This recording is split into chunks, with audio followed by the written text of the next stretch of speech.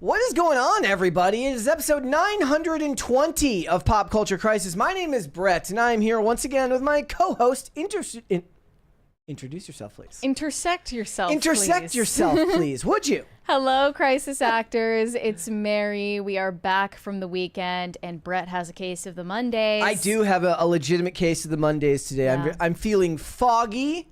I'm feeling distant, and I have no idea what's causing it. I know. But we're going to get through. What, you do? It's the first day of fall. Oh, is that what it is today? Yeah. It's part of my SAD, my seasonal affective disorder. And I started it correctly with a pumpkin cream cold brew this morning. Lots of cinnamon. So is that something you then consume ongoing through the season, or do you just get like one to kick off the season? No. I've been drinking lots of pumpkin cold foam in the last month. Okay. They introduced it back in August. Well, they got the Christmas decorations out already. Everything's, that's capitalism. But they really baby. have Christmas decorations here? There was, we braved Costco yesterday on a Sunday, which we avoid. And see, the thing is, you're caught between a rock and a hard place. So it's like, you want to go to Costco and not have the lines, then you have to go after work. And I'm like, I don't want to drive all the way out there and go there after I just drove 40 minutes to work, 40 minutes back from work, worked all day. The last thing I want to do is then go drive out another 30 minutes to go to Costco. So we went and did it yesterday because we had other errands to do. And yeah, there was already Christmas decorations out and about inside the store. But you mean they're selling the Christmas Yes, decorations? they're selling not that they decorated the store. No, they're selling That them. would be different. Yeah. Yeah. It's kind of like if you go to a craft store, it's kind of seasonal all year round. Mm-hmm. I know this not because I go to craft stores, but because, Olivia goes to craft stores. I'm not a craft store person. Did I tell you when I was out of town that a lady at the Michaels asked me to get something off a high shelf for her? In Canada? No, it was in Detroit when we were before. Yeah, she asked me to what put were you something doing at Michael's in Detroit? She was getting a sign to paint something for the wedding. Oh. So, okay. and this lady's like, she's like trying to put something up on a high shelf, and she's like, could you do this? And it was like my Super Bowl. I'm like, you had your redemption moment. Do you know how often that happens to somebody my height? It doesn't happen very often. So you take advantage of it when you get it. Yeah. I think that's finally the vindication that you deserve. I did. It put me on high for the rest of the week, so I had that going for me. And you know what? I'm going to continue that now. I'm going to be on high the rest of the episode. I refuse to stay tired and groggy the whole episode. So guys, hit the like button on this episode, please, and subscribe to the channel if you are new here, and also double check to make sure that you are still subscribed to this chunk.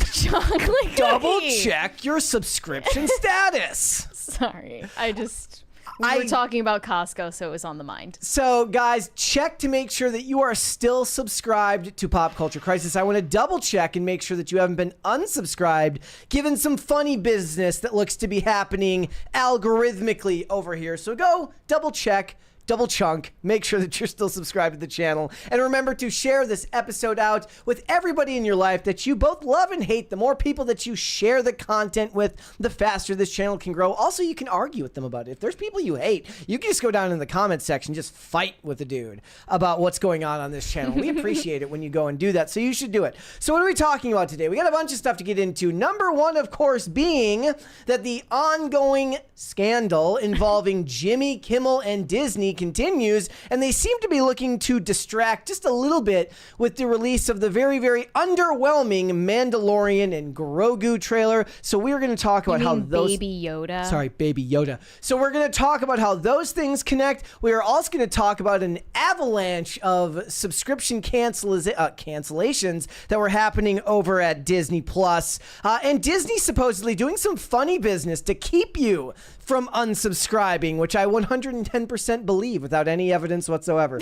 So we're going to talk about that. Also, Mary drew my attention to something called 55K Gate, which asks you, is it really fair to work in the fashion industry and live below the poverty line? Oh, and Voldemort might be a chick. And any industry, really. Gen Z is just having an ongoing debate about what they consider to be a livable wage. And I recall one survey in which they said their ideal salary would be, to feel, comfortable, is somewhere between like $300,000 and $500,000. Yeah, it's a lot of money. But they were surveying like clueless college students who have no idea what the value of a dollar is. You would expect, and they all want to live in metropolitan cities. Right, but you would need probably somewhere in between 55K and 300K to live comfortably in New York City. Oh, it's way higher than 55K. Hence 55K gate. Yes. So we are going to talk about that. And like I said, also, there are rumors going around that they might put a chick in it and make it gay over at Harry Potter. We'll have to wait and see. If you're ready, we can just get started. You ready? Yeah, let's go. Let's go for it. I am not sure what's worse, race swapping Snape in the new Harry Potter series or possibly gender swapping Voldemort. This is still a rumor, totally unconfirmed. We have no idea if this is true. It would be incredibly ironic, obviously, given J.K. Rowling's stance on men identifying as women, but this is a scoop from Daniel Richtman.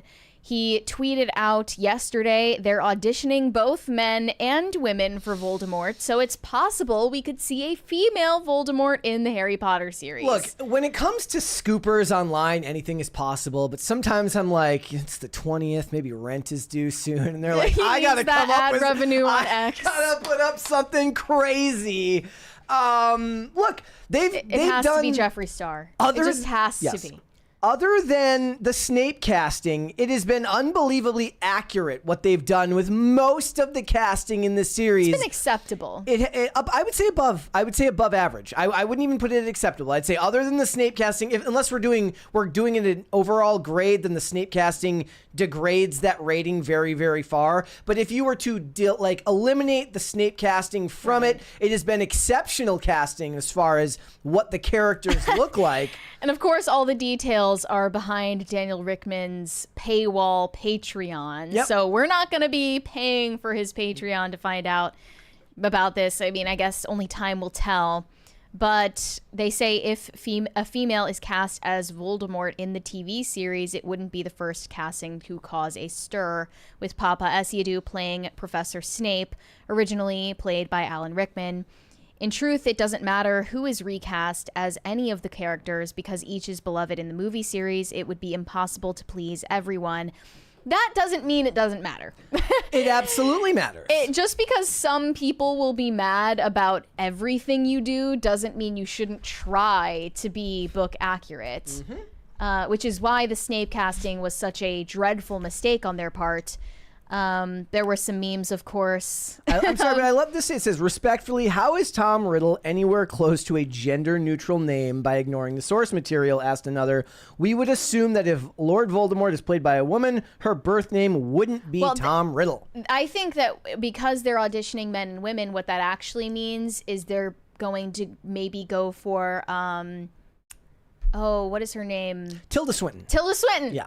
Like that would be the type of actress we're talking about, and she would still be playing a male Voldemort, also, which is even weirder because you'd hear it in the voice that it's a woman. Well, no, because Voldemort has a high voice. I know, but it doesn't. Like a low female voice and a high male voice are not similar. Yeah, they're really not.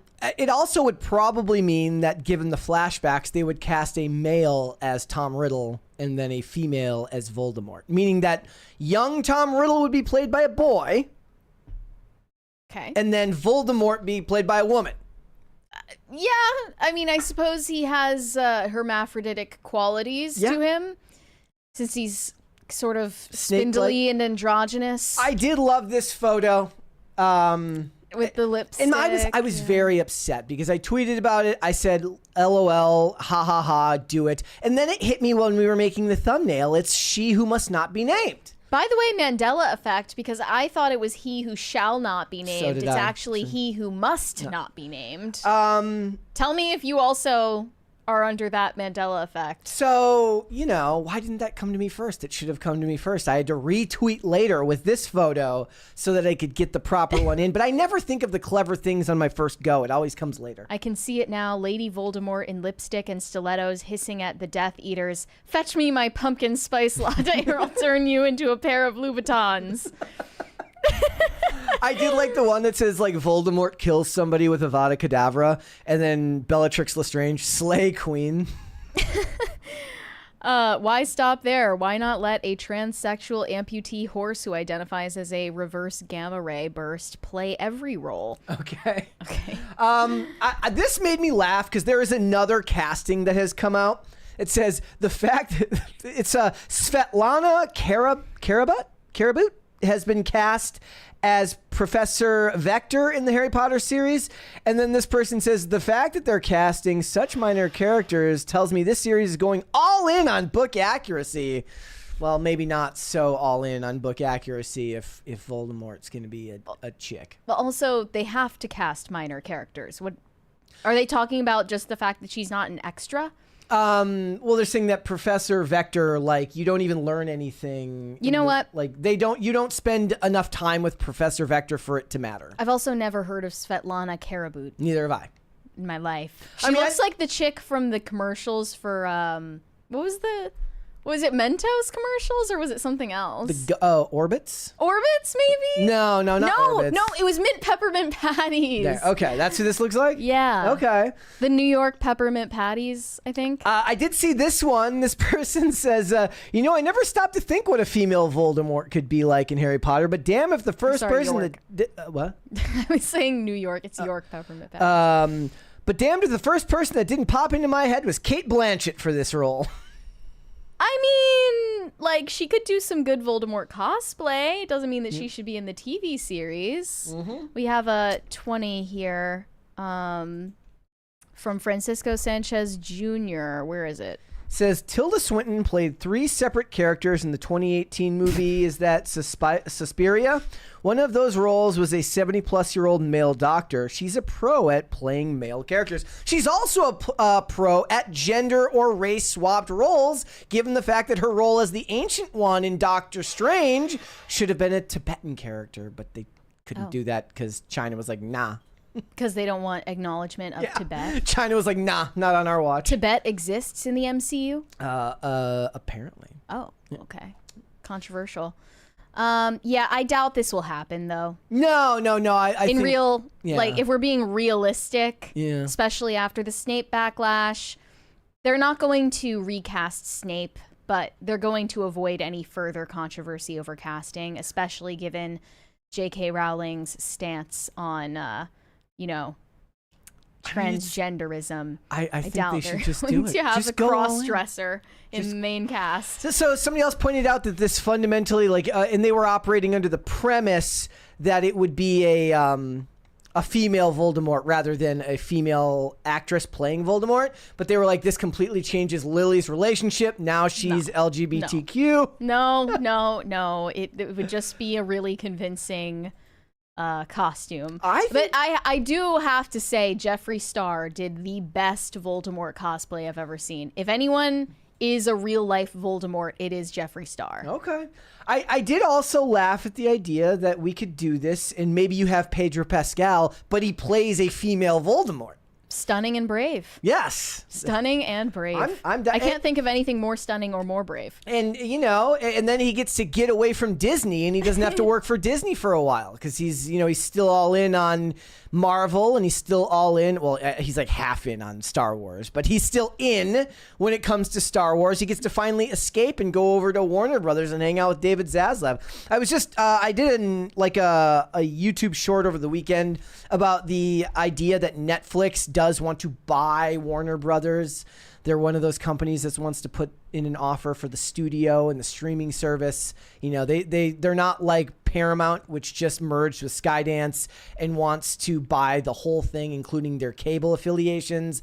But Netflix was saying, and like Ted Sarandos was just at an MMA fight with the CEO of Warner, with David Zaslav.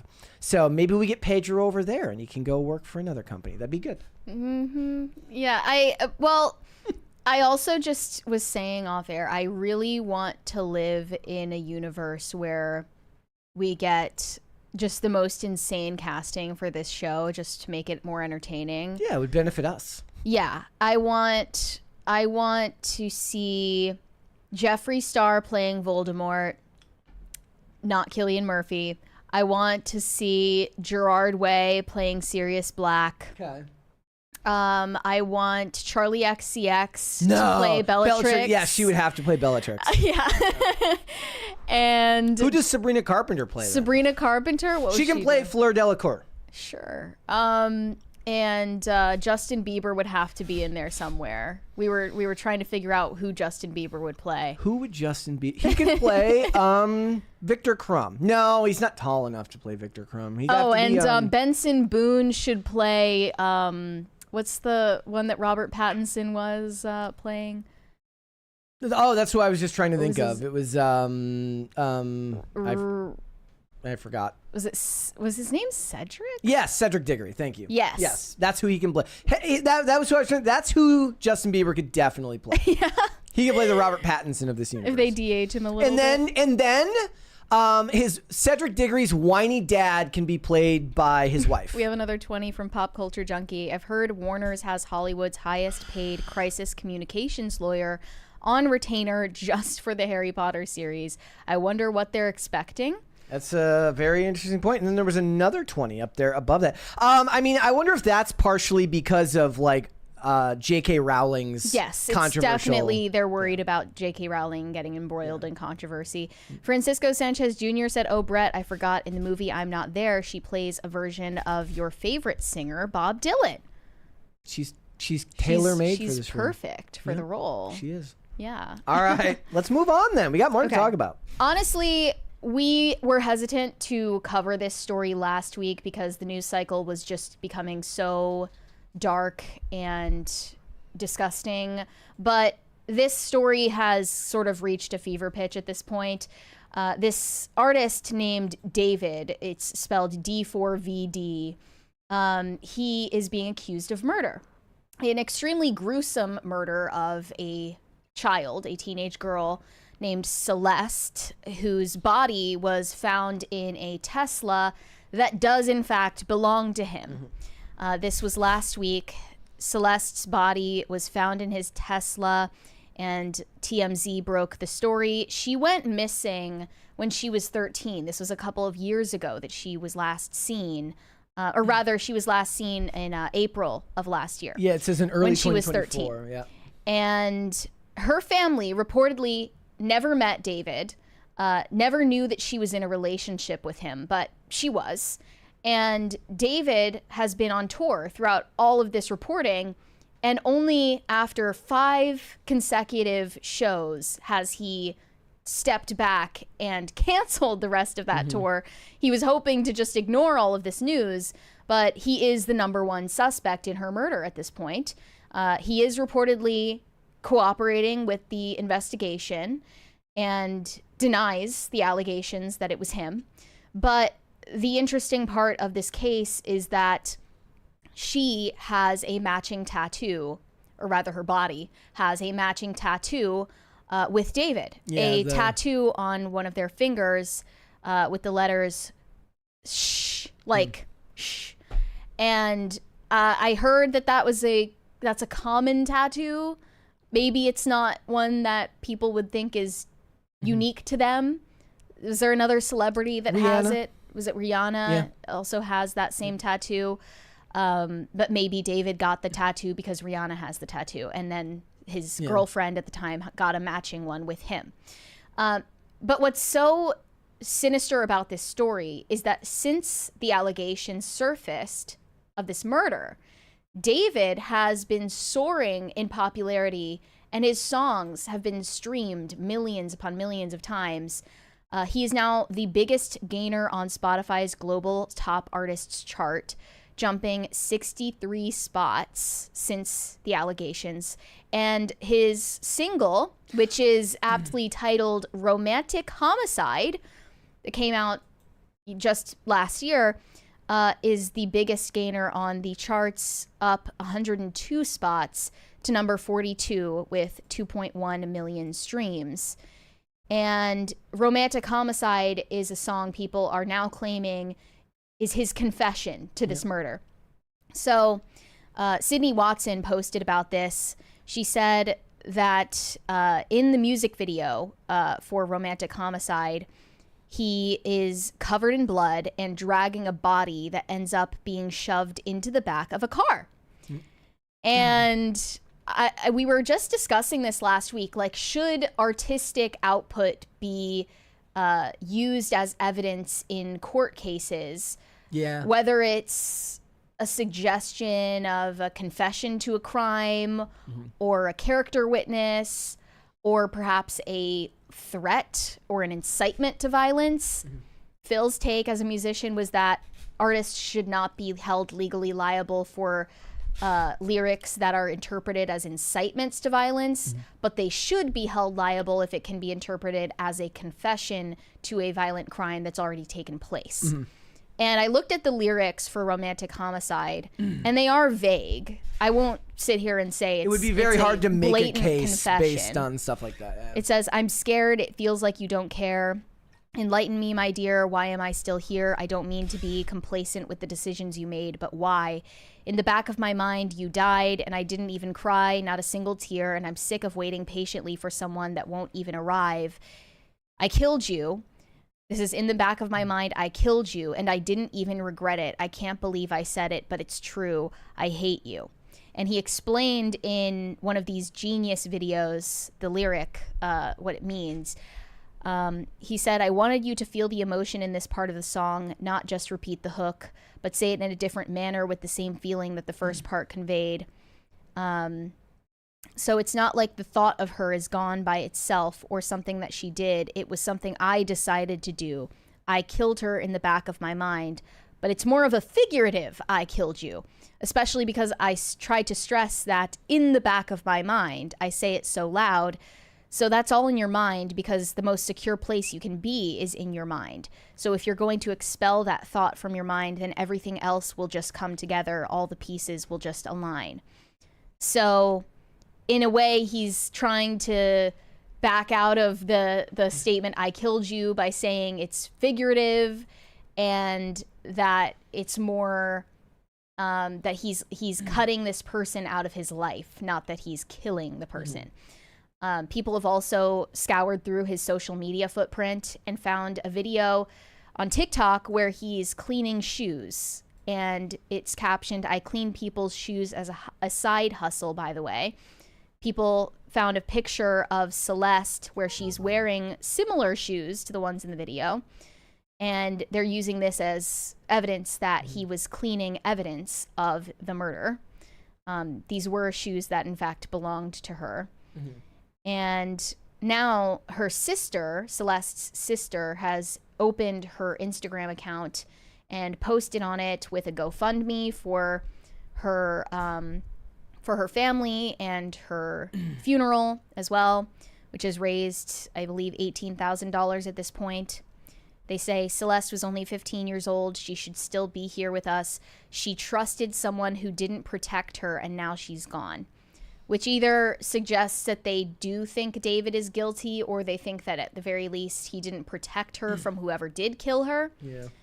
And then they were being accused of posting the GoFundMe as a scam to, I don't know, grift off of the tragedy. They said the GoFundMe was created by Celeste originally herself. She posted it, but later had to take it down because people were digging into her account and finding personal information about the family.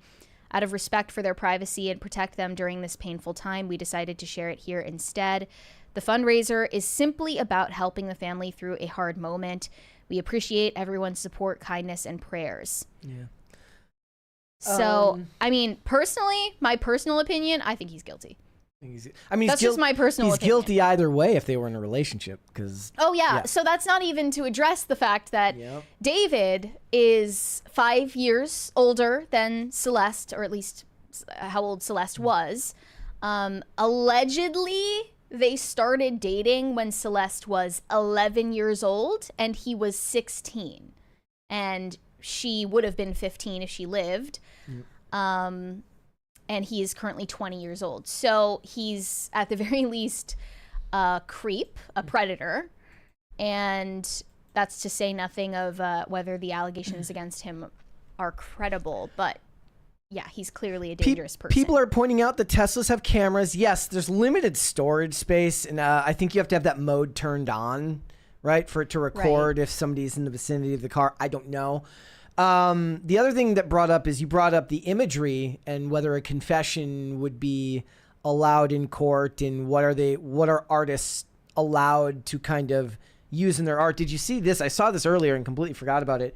Gwar staged the assassination of Trump and Elon at a Chicago concert, like on stage, like a fake assassination.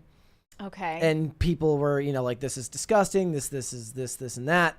And it just goes, where do you where does the art stop and where does the real world begin for people? Right. Well, the reason we were discussing it last week was Kathy Griffin with the head and this leftist punk band or like rap group was going viral on TikTok for a song where they basically called for the death of Elon Musk and other big tech CEOs, and the argument is over whether that can be something used to prosecute artists.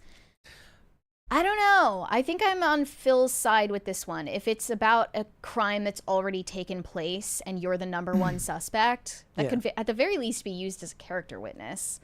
Also, another thing that was a very popular kind of framing of this story was that, with this article here, with this reference to the fact that he jumped 63 spots to number 90, they were talking about how Sabrina Carpenter got more backlash for the album covers for Man-Child than this artist is getting, given the fact that he's accused of murdering a girl. And I think that that's a false... it's not fair, because she's just a much bigger artist, which is why she got more backlash.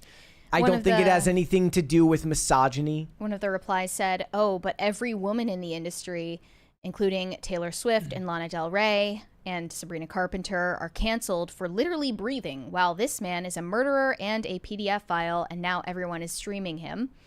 Again, not everybody. There's still way more people streaming the artists you just named, and the thing that comes along with being an artist of that size is you get a correspondingly large amount of hate in return. It's part of being a big artist. Yeah, I agree with that. And I don't think that the spike in streams for his songs is from people who either support him or think that he's guilty and are celebrating his crime, or people who are under the impression that he is being falsely accused. I don't think there's this huge swath of fans that he's gaining because of the allegation. If anything. It's like, oh, I've heard of this person because of this gruesome story. I wonder what his music sounds like. Yeah, That's what morbid is curiosity. Happening. It's morbid curiosity. It's not support for what he's done or allegedly done.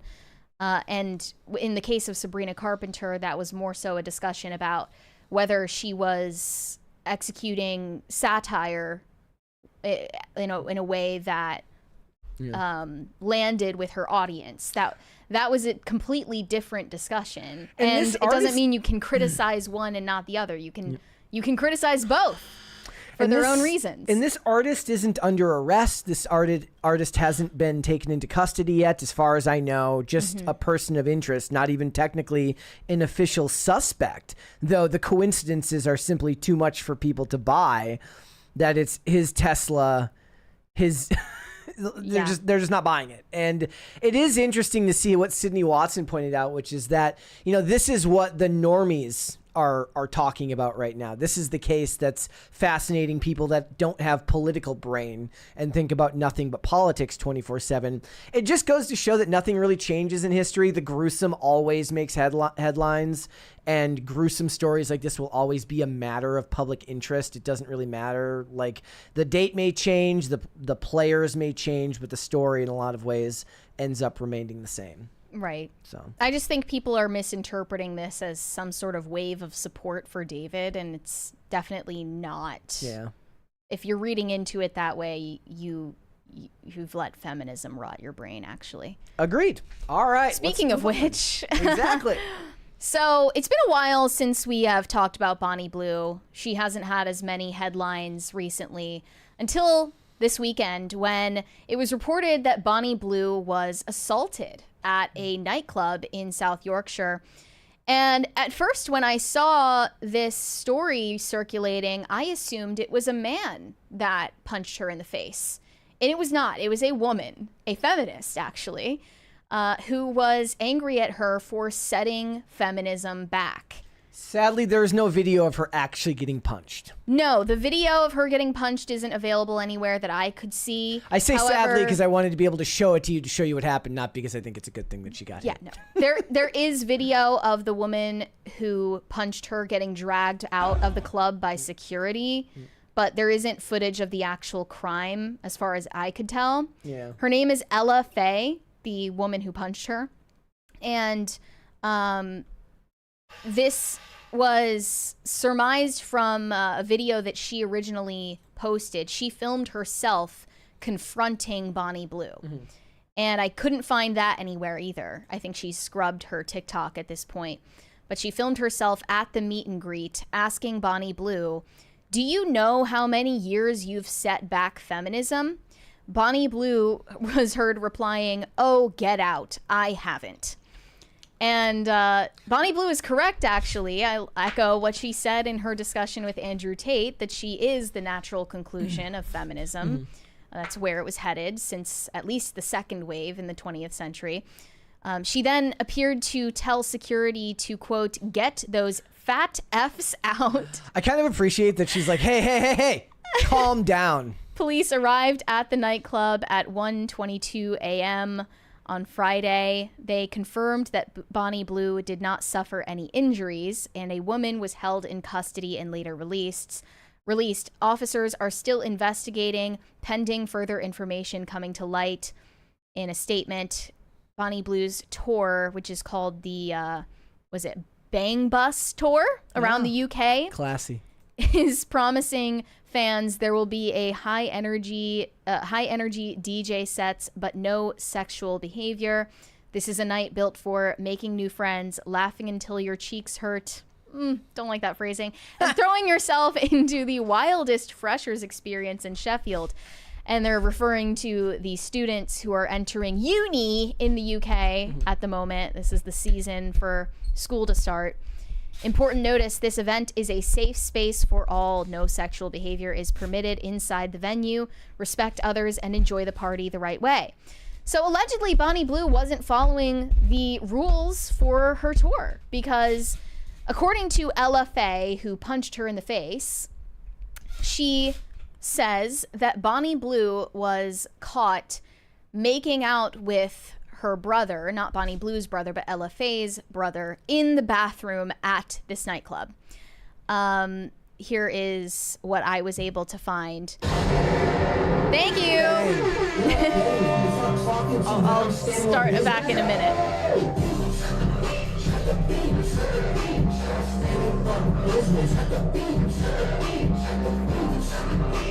So she wasn't following her own advice. Ella Faye, 24, allegedly caught Bonnie Blue making out with her younger brother, who they mentioned had just turned 18, in the VIP lounge of Sheffield's Onyx nightclub, while Ella Faye was at a different part of the club. Eyewitnesses say Bonnie Blue was laughing and whispering with Ella Faye's brother moments before Ella stormed in, triggering a chaotic confrontation inside the club. Despite rumors, Bonnie has refused to address the allegations, leaving fans to speculate about her motives and behavior. But Ella was the one who threw the first punch, knocking over tables and forcing security to intervene as guests scrambled to escape the escalating altercation. Bonnie's team is reportedly behind the scenes pulling her from upcoming appearances to contain the fallout and manage her PR, which is already in the gutter. Is that like the opposite of the Warner Brothers crisis team? Is like the PR team for Bonnie Blue is just like, whatever you can get, it's fine. But the allegation is really that Bonnie Blue had been secretly involved with Ella Faye's younger brother for months, who would have been prior underage. to the point where he turned 18, allegedly exchanging late night calls and meeting up privately, heightening tensions in Ella Faye's family. However, I should mention in the UK and in a lot of the United States, that's technically legal. Doesn't mean that the kid's family is going to be okay with the fact that he's hooking up with a world-renowned porn star. They're like, look, son, we were hoping that you'd set your sights just a little bit higher. Yeah, and some people are blaming the venue, which I think is ridiculous. Leaked messages show. Wait, why would it be the venue's fault? Yeah, I don't understand. I mean, I guess that they didn't take the proper security protocols. Okay. Leaked messages show that Ella's brother was struggling to stay neutral, attempting to manage the escalating drama while facing pressure from both sides of the feud. And insiders warn that if the scandal intensifies, Bonnie Blue's adult content career and sponsorships could be in jeopardy. And this is kind of a shtick for Bonnie Blue, that she is hooking up with men that she calls barely legal, freshers in both Australia and the UK who have just become legal adults. And this is a specific genre of pornography that she has incorporated into her public image, her brand. And, you shouldn't just assume that that's a big joke. That's actually reflective of what she does in her free time. It's not a front. But people are mostly supporting the woman who punched her, including feminists are supporting LFA. Women are celebrating Bonnie Blue getting punched in the face and saying things like, finally good news. Who was the queen who did it? Wait, is her hand okay? I'm Nature confused. Is healing. Okay, so would that mean that these, I'm assuming women, would break down into the camp of sex positive and sex negative feminists who just believe that it's okay to be a sex positive feminist, but oh wait, not that way? Yes. There's limits on just how sex positive your feminism is allowed to be. Because like you said, otherwise this is the natural conclusion of this wave of feminism. So it makes you wonder, to the women, like you said, it was a woman that hit her, and it's clearly female. I feel like the male feminists would be hard pressed to criticize her because they feel like they don't have a right to an opinion on this situation, which is why they're male feminists and they just let themselves be led. But the point is where do the women draw the line? Is it's okay to work in traditional porn, but when you bring this much bad publicity our way, now it's a problem. It would actually be interesting to talk to one and be like, okay, so what was it about her case specifically that suddenly made it a problem? So it seems like mainline feminism amongst Gen Z women is pro-sex work. At the very least, it's pro-online sex work. Where there's theoretically less chance of coercion and... it's pro-online freelance, independent sex work. That's crazy. You'd think these women would fall in line with unions anyways. And it's largely violence against women, but there's a gray area when the violence against women is being perpetrated by women. In this case, in the UK, they would call that bird-on-bird violence. Big. And Bonnie Blue isn't selling sex in an acceptable way, according to Gen Z women, including other OnlyFans stars like Sophie Rain, who say that she gives them a bad name. She's tarnishing the reputation of digital sex workers by constantly putting on these insane stunts, like the petting zoo stunt that never came to pass, and the gang banging, and just all of the insane ways that she has tried to get attention. But they're saying that Bonnie Blue deserved to be assaulted for what she has done for the public image of pro-sex or sex-positive feminism.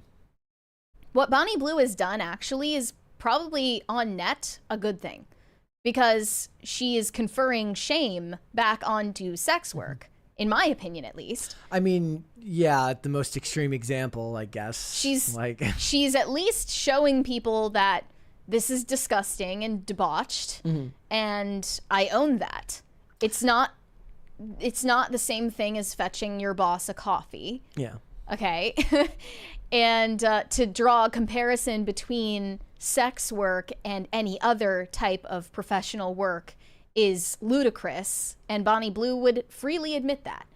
And I think that Bonnie Blue is surprisingly intellectually honest when it comes to her online presence and the way that she represents feminism in the 21st century.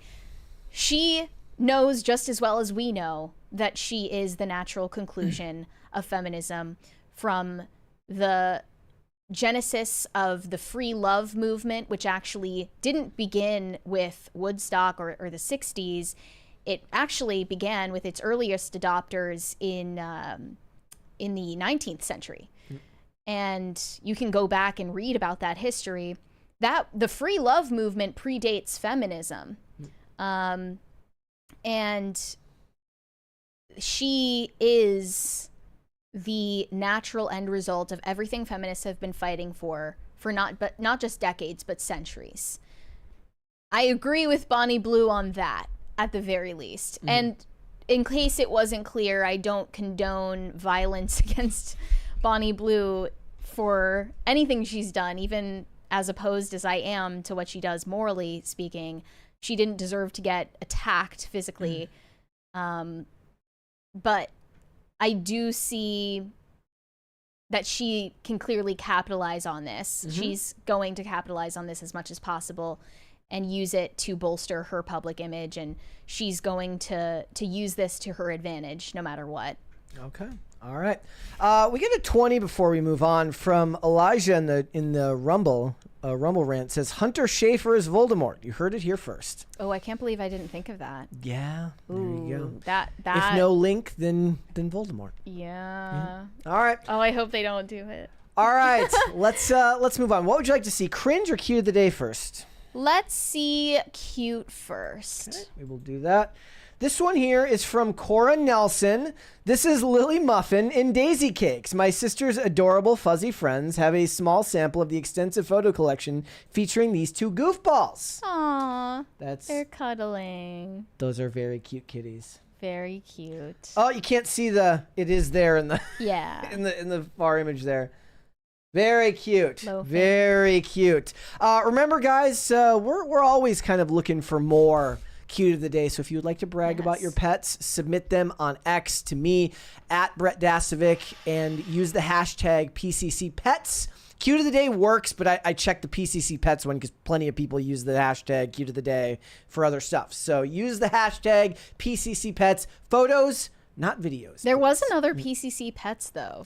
Yes, it was like an adoption agency, but we have since overrun. I didn't realize that when I started We've actively destroyed their business. Yeah, we've kind of ruined their reach. I do apologize about that, but that did happen. All right, I should preface the cringe right now because last week I wanted to send a wedding-related cringe where a groom and a bride actually tussled on the ground in the cake cutting ceremony. Okay. Because the bride like shoved cake at the groom and then the groom shoved cake at the bride and then they ended up literally wrestling in a way that killed the vibe to the soundtrack of Daylight by Taylor Swift. I'm not gonna lie, I had never even heard of like the groom in the cake pushing the bride's face in the cake thing until we started planning our wedding when Olivia's like, don't you dare do that. I'm like, I was never going to. You knew better. Like, you knew better. No, it wasn't that I knew better. It's that I'd never heard of it. And I was like, why would somebody do that to begin with?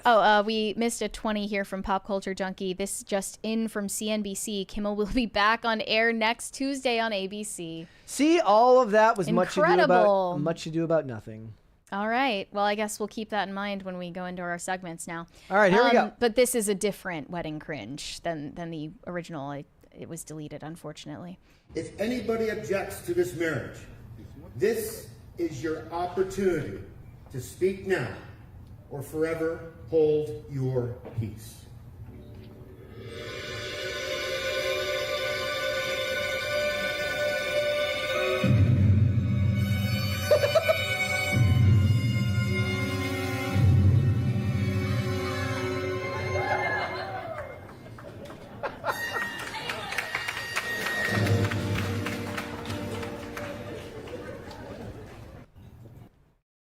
was just like, for me, the way the crowd had no idea how to react. reaction. They're like, is there actually a guy with like a cloak coming in to object? Oh, no, it's because they like Harry Potter. How is this a Harry Potter reference, though? What do you mean? They've got I don't wands. know anything about Harry. They've got wands. That's the part that's And Harry theoretically, Potter. Snape, I guess, might have objected to Lily's marriage to James. Did he? I mean, yeah, because he loved Lily. But he Oh, probably didn't do it at the wedding. I just remembered that I guess there wasn't a moment like that at your ceremony. There was No. There was no forever hold your peace or whatever. I mean, nobody came in with like a boombox to profess their love to either of us, which is What a disappointment. What a huge disappointment for me. Yeah. I mean, I was expecting at least one person to come in and be like, Brett, I've always loved you. Didn't happen. It's too bad. Great. Yeah. And yeah, I definitely did not, I did not even know that smashing cakes in faces was a thing, and can't believe it's still a thing to this day. Yeah. All right. Now that we've got that update from Pop Culture Junkie, Yes. let's get started. So Disney just announced minutes ago that Kimmel is going to be back on air next week. But they waited a while for all of the controversy over his momentary cancellation to blow over, and decided in the moment to delay the drop of the Mandalorian and Grogu trailer. They've now dropped it in an effort to distract from the scandal. They're facing a lot of backlash from celebrities and leftist fans alike, who are free speech warriors overnight on behalf of Jimmy Kimmel. That's crazy. Not on behalf of Charlie Kirk, the actual free speech marter, but I mean, not on behalf of That's, any of the 10,000 situations in the last. Regina Carano or Roseanne Barr, you could go down the list. But they have now dropped the trailer, and it was, in fact, delayed due to Jimmy Kimmel's suspension on air. There have now been reactions to the trailer saying what they would have said otherwise. It just looks underwhelming, and the color grading is awful, and The color grading is it's bad everything you on all. expect to You know- see from Disney. You know what else I've realized about about Star Wars in general? Star Wars has, in a lot of ways, the opposite problem of most CGI shows, which is like instead of it being too dark, sometimes it's too light. Like it's washed overpowered. out. It's washed out. Daniel Richtman, who gave us the scoop about Voldemort, says, "I don't want to sound negative, but this trailer makes the movie feel more like a filler episode of the TV show. Even visually, it doesn't look like an upgrade. It doesn't at all. Like it really doesn't. Like none of it, save for maybe this. I mean, I'm not going to play it. Don't worry. Like maybe save from this scene." Has like any scope whatsoever. Everything else feels like it just took place in an episode of a TV show. Right. Geeky from Clownfish TV also said the irony of the Mandalorian and Grogu trailer comment section. Comments about canceling Disney, freedom of speech and censorship, etc. I remember when others did similar in Disney trailers, they just got called MAGA and were dismissed. The hypocrisy is insane. I do want to point out that if you go to the actual like Star Wars official YouTube account right now and go down to the comments, which by the way, let me refresh. So I apologize if some audio takes off unprepared. Yes. Sorry about that, guys. Under 2 million views in 6 hours. So in the first 24 hours of the release of The Rise of Skywalker, it had a cumulative 111 million views across multiple platforms. Now, I am sure it's much higher than 2 million once you count in the other, like IGN or the other places that rehost the trailer. Right. But 2 million views on an official Star Wars account that has 4 million subscribers is insanely low. And that means Disney isn't what it used to be, Star Wars isn't what it used to be, and Pedro Pascal is not the star power that he is astroturfed to be. And speaking of Pedro Pascal, he signed his name on an open letter that was publicly condemning the suspension of Jimmy Kimmel, along with all of these other celebrities: Adam Scott, Bryan Cranston, Florence Pugh, Jennifer Aniston, Meryl Streep, Jason Bateman, Rainn Wilson, Robert De Niro, Jane Fonda, Selena Gomez, Al Yankovic, Tom Hanks, All You could sorts of just- names. it's 400 names of people who countless. finally came out to defend free speech. It took 10 years, Countless names. guys, in the cancellation of, mainstream late night propaganda, but they are free speech warriors at last. May you clasp arms with all of them against government overreach. It's an open letter published by the ACLU. It's funny because you can't even get this many celebrities to unite around an open letter on Palestine. No. But you can get them to rally the troops for Jimmy Kimmel. Yep.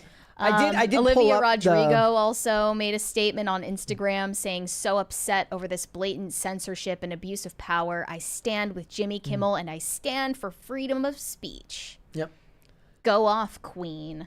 And I do want to point out that still to this day, nobody's providing any proof that the FCC played any role outside of Brendan Carr's comments saying that they might look into what's going on at Disney, which does not constitute proof of anything other than the fact that the ABC affiliates pulled the show, but everybody's framing it in their own way and whichever way benefits them the most, which is very, very, very annoying. So now Jimmy Kimmel has been announced to return to air on ABC, and I think they were seeding the ground for this on Friday when Variety reported that they were working to reach compromises to bring his show back. Oh, I will. Okay, let me refuse. I will give a little bit more context to why people believe that the FCC played a role, because it would be unfair not to. So what is it? It is Nexstar is looking to buy up another company, which would increase their market share. And so they need the FCC's approval on that.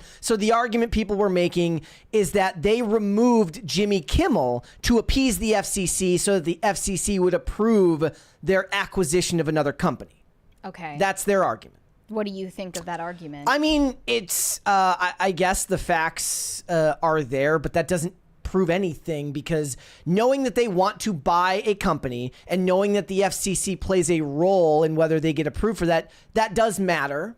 But I've still seen no correspondence, no release of any emails, nothing that says that the FCC went to these people and big named them, because we know that that most of the time the issues that these affiliate channels and these conglomerates have is with their national counterparts, not necessarily with the FCC. But if more proof comes out that somebody did send an email and there's something there, I'm willing to hear it. But everybody's kind of just running with whatever narrative fits their argument rather than being honest about the lack of information. I want to read the statement that Disney put out about getting Jimmy Kimmel back on air. Yep. They said, "Last Wednesday, we made the decision to suspend production on the show to avoid further inflaming a tense situation at an emotional moment for our country. It is a decision we made because we felt some of the comments were ill-timed and thus insensitive. We've spent the last days having thoughtful conversations with Jimmy, and after those conversations, we reached the decision to return the show on Tuesday." So is that Tuesday tomorrow or next Tuesday? Must be tomorrow? I guess that they mean tomorrow. I thought they meant next week, but I guess they mean tomorrow. Yeah. Yep. Yeah. And it was only on Friday that they said no agreement was in sight, with discussions continuing between Kimmel and Disney, but that was not true. Yeah. They are pointing out the ill-timed comments. Other people are pointing out that what they heard was a lie and not an ill-timed comment, but his framing of the MAGA types trying to prove that the shooter was not MAGA, which was, of course, weasel words on his part, and done to politically mislead you because he's a ghoul, of course. Sorry, in my opinion, he's a ghoul. We understand that. They understand that. And the thing is, if you go to the comments section now, to anything related to the Mandalorian and Grogu trailer, it's horseshoe theory. I don't know if the people who are telling you to boycott Disney are right-wing activists or if it's far leftists who are now so upset by the fact that Jimmy Kimmel was taken off the air for a little over a week that they're saying they're going to give up on their consumption of Disney products. I will, however, say without hesitation that only one of those sides will have a hard time actually removing Disney from their lives, and it's not the right. Because most of the time on the right, the people who are calling for boycotts are then annoyed when you do consume the material that they're putting out. Whereas since I never call for boycotts anyways, it doesn't stop me from consuming anything. But I do know that people on the right are going to be a lot happier with your boycott of Disney than the people on the left who are just going to go right back to consuming the products now that ABC has fallen in line. I will say I'm super curious to hear what Jimmy Kimmel will say in his monologue once he's back tomorrow. I wonder if he is going to apologize. Probably not, because he was adamant about standing by what he said. And he is going to have to perform an incredible balancing act to keep both Disney happy and supposedly stick by his principles. You know, he can't fully walk back what he said because that would be an admission of a lie. But he also can't still rail against MAGA in the way that he was last week. And really, when it comes down to it, the trailer for The Mandalorian and Grogu it kind of reinforces just how done Disney is as a company. They can't win from either side. The trailer looked like small scale, mediocre garbage. And as I pointed out, I said the thing that's going to annoy Mary the most is that there is a Hutt character voiced by Jeremy Allen White, which is the most modernity creeping into everything. You can't escape it. You might as well just have a side character that says, and go watch The Bear on Hulu, also owned by Disney at 8/7 Central. Yeah, it's just slop. And that is politics aside. Disney has been losing on many fronts for a long time now with both the left, right, and center audience. And it's apathy, not anger, that has killed their brand value.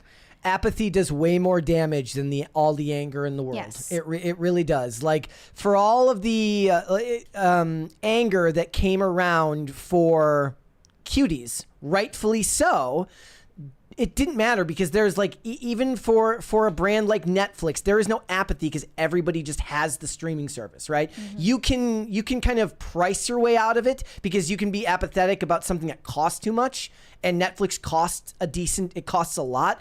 But given the fact that they dominate the streaming charts, people don't have so much apathy towards the brand that they pull away because every few months something comes up that seems to be worth their time. But with Disney, there's apathy for Star Wars. There's apathy and hatred for Marvel. There's no excitement around any of the stuff that's made for the girls. I mean, it's all kind of made for women now, but there's no real excitement around any of the Disney princesses or anything like that. They're kind of kept alive by the ones who don't have apathy, and that's the dinks who keep the parks going and consume. Right. So all the hatred in the world won't hurt you nearly as much as people just not caring about your product anymore. Right. Well, let's go to Superchats. Do it. Shane H. Wilder said, Happy Hobbit Day, Brett and Mary. According to TikTok, the rapture is happening tomorrow. Already? Which means we won't be here to see the tribulation of Lady Voldemort, she, her. JK, the rapture isn't real, LOL. Yeah, there are apparently a bunch of evangelical Christians who believe that the rapture is taking place tomorrow, likely because of Charlie Kirk's death. They believe those events are connected. I doubt it, though. Why is it Hobbit Day? I enjoyed your you kind of like hedged your bets at the end, though. You're like, I don't know, probably not. But if it does happen. I don't believe in the rapture, for the record. Why is it Hobbit Day?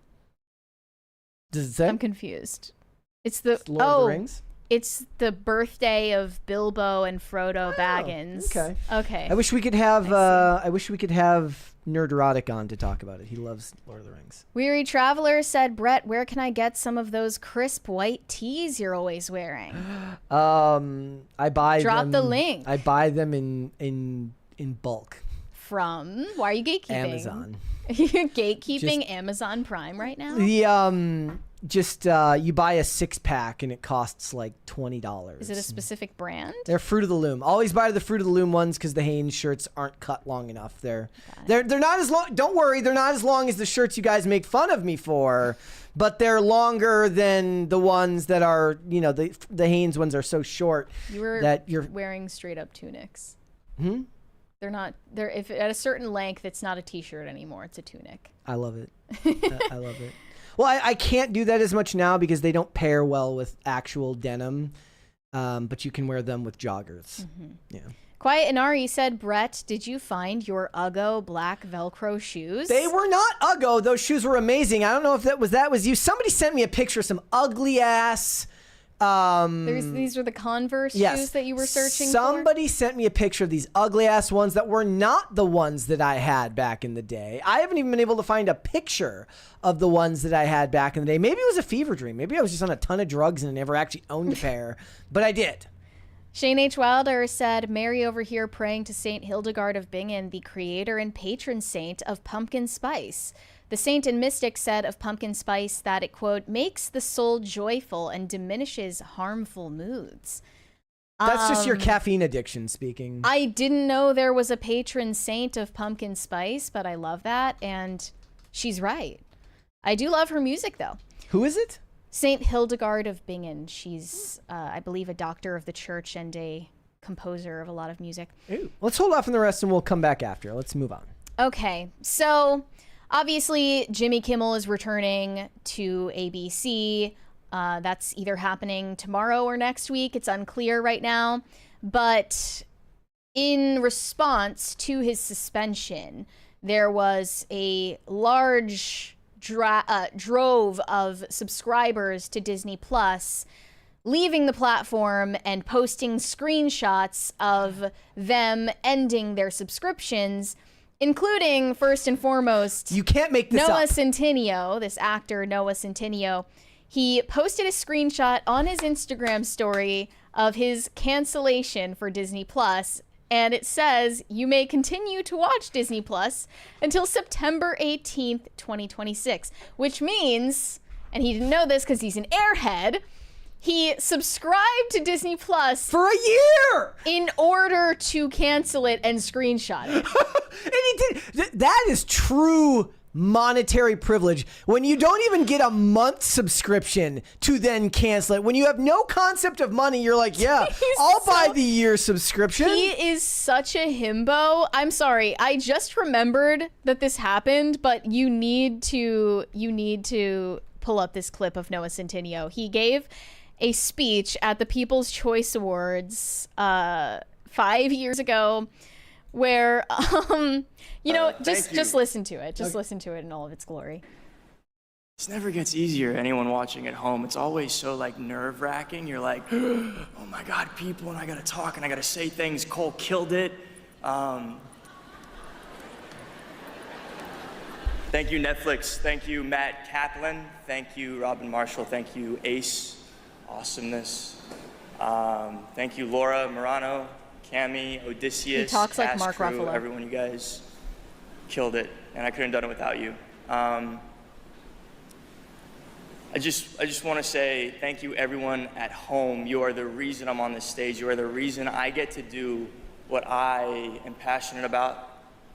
You are the reason that I have a platform that I can help hopefully make the world a bit of a better place. This is the best part.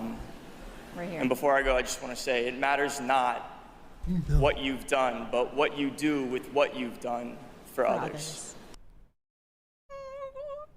It matters not what you've done, but what you do with what you've done for others. Noah Centineo. He ate. He ate and left no crumbs.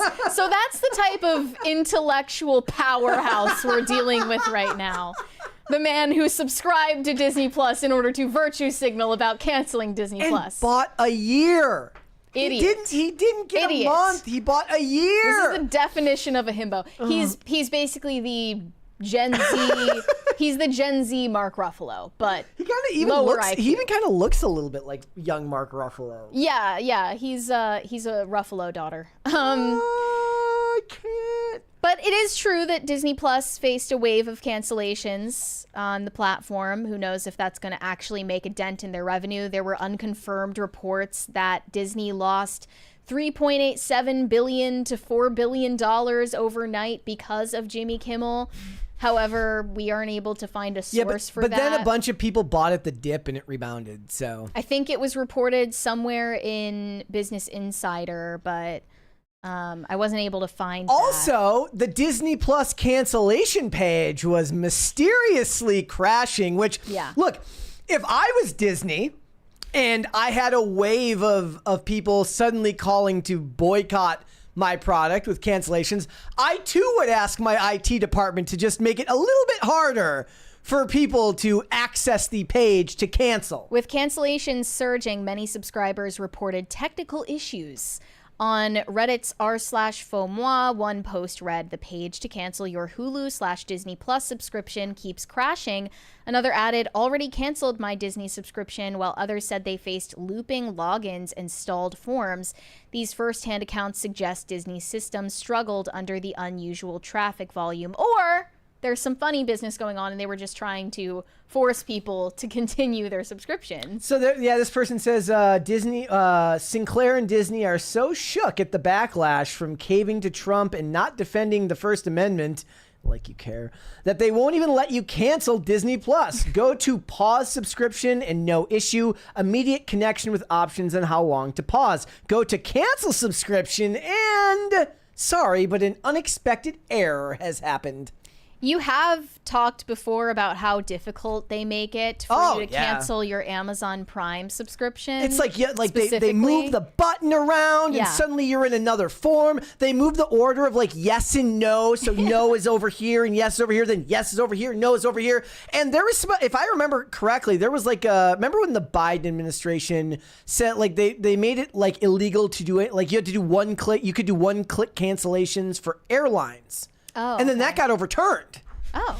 Yes. So, Great. you know, these companies, they want to make it, and it is true. Like, they make it very, very difficult. First of all, you should be able to cancel any streaming service from an app. You should not have to go online to cancel. Like, if I want to cancel Netflix and I'm on the Netflix app, there should be a freaking button right there. As long as you're logged into the main account, right? You're not one of the people. First of all, they're cracking down on password sharing anyways. But I should be able to go into the streaming service, go over to the side option, go down to settings, and there should be a cancel membership option there. But I understand why they don't do it, because they want to keep making money. And you're going to be like, you know what? I've watched Agents of S.H.I.E.L.D. twice. I've watched all the Disney movies when I was a kid twice. I think I'm going to cancel my Disney Plus subscription. But you don't want to go over to your computer and log in to do it. And that's what they count on. They count on your, oddly enough, your apathy to keep you from canceling. Ultimately, I am disappointed that they have passed the buck so quickly and basically allowed Jimmy Kimmel to continue without repercussions. I thought that perhaps his suspension would end his show. There was a chance, at least, given the fact that his ratings were already in the toilet. I thought they wanted the excuse to get him off the air. I thought they were going to take advantage of the situation. Well, the thing is, when Colbert came back, his ratings spiked. He won awards. His ratings spike, and they use that to sell advertisement up until the end of his contract, and then they go from there. Depending on when his contract ends. His contract ends in 2026. Okay. So next year. year. Maybe they'll end his show then. I don't think it matters. I think they want to keep. I think late night shows are a write-off for them. I think they use it as a means of, you know, for all you can say about Disney and the vibe shift and what they've done to right the ship with their other forms of entertainment. You know, maybe they don't need the subtle forms of propaganda that comes through when you make girl boss princess movies. Why not just use the frickin', you know, the over the top and very on the nose propaganda that comes from the late night shows? The only people watching it are the audience that's already there. The boomers are not going anywhere. They're not cutting the cord. They're going to keep watching it. And boy, are the boomers primed for that content. And they love And if you take it away from them, they might become dangerous. And they're so angry too. Like we were talking earlier about the people in in town who like these protesters. They show up every weekend, and they're all old.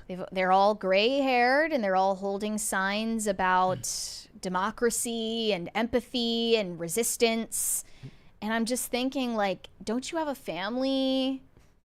You know, what are you doing? So I was pointing this out to... Spending your twilight years out here acting like some kind of activist warrior. I said to Mary before the show, something I would encourage you to do if you want to understand just how like deep propaganda has permeated the culture. And this goes for anybody who watches news at all. What I want you to do is, if you live in a nice subdivision, go to your local subdivision with nice homes, go around 8 p.m. to 9 p.m. This effect is increased in the winter because it's getting dark out earlier. So what I want you to do, no music, nothing in your headphones. I want you to go walk down an empty street and look in the living room windows of all these houses, and you'll see nothing but televisions just showing them images, filling them with anger and hatred. It's just, you don't understand how much you've been manipulated, or how much we as a country have been manipulated by what's on the airwaves, because you'll just walk by. It's like walking through a robot factory of people being given their latest NPC upload. And you realize that that's in every home all over America. It does not, like, televisions are cheap now. It doesn't cost a lot. Certainly buying a house is expensive, but you can get anybody a big screen TV. You can get anybody a subscription service because they can afford the $12 a month, but can't afford the $100 Noah Centineo edition for the yearly subscription. And they're just filled with lies and omissions and half-truths, and it's everywhere. Everybody is having their brain just constant, and that's just the boomers. Then you go to your local store and you look at all the people at dinner with 4 other people on their phones, and they're being fed propaganda. And you realize just how deeply felt it is. And it kind of explains better, in a way, why the boomers are out with their signs, despite the fact that they should probably be spending time with their grandkids. Right. Yeah, it's a sad situation that we're in. There were a couple of them that were incredibly unhinged, and I was like, you guys think... Like, there were 2 guys staring each other down in the middle of the street. It looked like they were about to start fist fighting. These 2 old, gray-haired men. Yeah. Nose to nose, circling each other like animals. And I was like, you both think that you're fighting on opposite sides of some political battle, or that you're ideologically opposed, but you're actually both, like, full-blown schizophrenic. Yeah. And a lot of people are losing their minds. And a lot of it is just a grandiose sense of self-importance. Yeah. Overall, I am just curious how Jimmy Kimmel is going to deliver a monologue after all of this. What concessions is he going to make? I noticed that The View didn't make any mention of this in the 2 days following what happened. That they didn't bring it up. Oh, they must not have been allowed to. Yeah. Weird. I think Whoopi made some comments elsewhere about the First Amendment, but they did not, unless they did it today, but I don't believe they made comments about what was going on. Jeez. So. All right, let's read some super chats.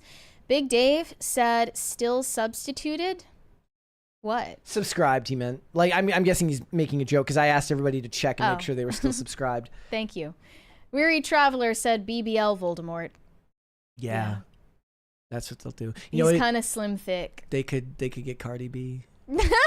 They could get Cardi B. Yeah, she's doing some promo right now.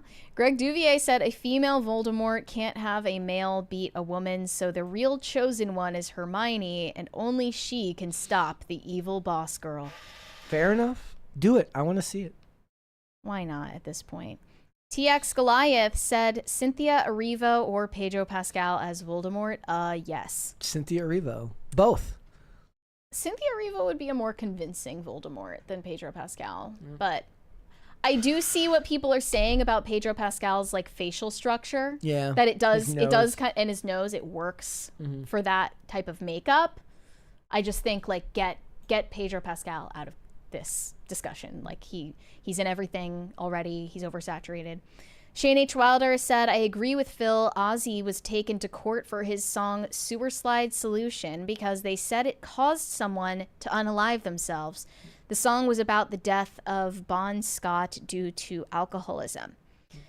I never heard of that case before. That sounds more far-fetched than holding someone liable for arguably a confession to a murder, especially if it sounds like in his music video he's actually hiding the body in the way the body actually was concealed. Yeah. Like That's more of a salient argument to me than the one that was used against Ozzy. Moon at Noon said Mary Morgan. Hi. Corn Pop said Mary Morgan, I felt Jesus. Okay. Let's hold off on the rest. We'll come back after. Let's move on. Okay. So this girl named Recho Amandi, I'm not sure if I pronounced her name correctly, is the host of a fashion podcast called The Cutting Room Floor, which has been soaring in popularity recently. It's available behind a paywall on Patreon for $6 a month. And she has apparently gotten so much growth on the platform that she can now afford to hire a personal assistant behind the scenes. She described this in the job listing, a role that combines the responsibilities of a bookings administrator and studio coordinator, who will also be serving as a personal assistant to Amandi. The job, in person and full-time from 9:30 a.m. to 6:30 p.m., was offering $55,000 as an annual salary pre-tax with no benefits. And when she announced this job listing to her following on TikTok, the retaliation was swift and unyielding from her Gen Z audience. They are adamant that she was out of line for even suggesting that someone could live off of a $55K a year salary, especially where she's based in New York City, and especially in an industry which they already believe is exploitative and predatory, the fashion industry. Here were some of the responses. 55K is 33K after taxes. You can't afford the position, especially in New York City. Another one said 55K for an in-person job in NYC is borderline exploitation at this point. Another one said, girl, hire your cousin at this rate. And ultimately, Amandi closed the job listing and bent the knee to the backlash. And she admitted that she handled it poorly and made a mess of the situation unintentionally. Although at first she went live to address these concerns and stood by her decision. Here was her defense. It's not lost on me that that's not a glamorous wage. You can't be living lavishly. She said that she was looking for the kind of person who wants to come to New York and hustle in the early years of their career.